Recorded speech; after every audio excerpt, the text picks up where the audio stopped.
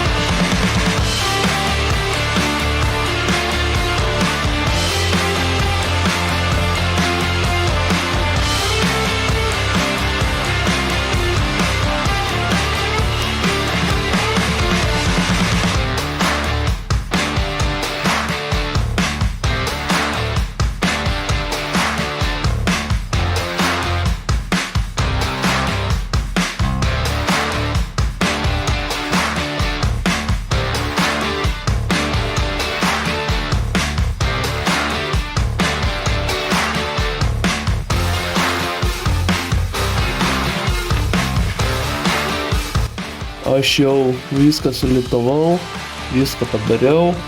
Dabar ką beliko, mums beliko va čia va tą viršutinę dalį padaryti. Dabar tai ir padarom. Šitau parodau, kaip veikia viskas.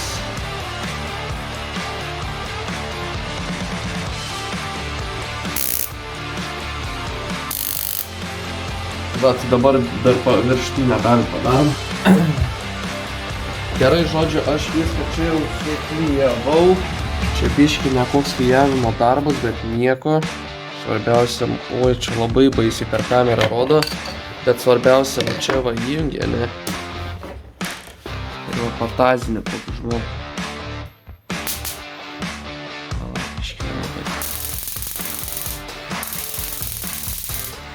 Patazinė, žodžiu, žmogų.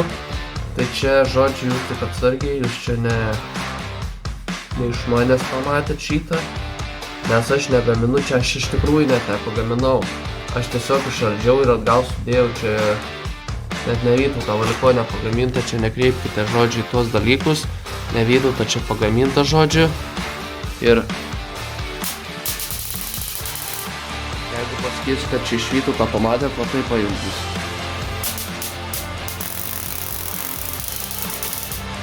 Gerai, žodžiu, užtenka čia kratytis, tai dabar ką beliko tiesiog padaryti. Tai va čia mums užsukti, kaip sakant, dangtelį, tai dabar ir padarom. Gerai, mes jau turime užsukę viską. Va štai taip atrodo. Mūsų tazeriukas, kaip sakant, čia galima jį pakraut. Įjungia šitą. Nenusikratyt. Reikia priliest prie kažko.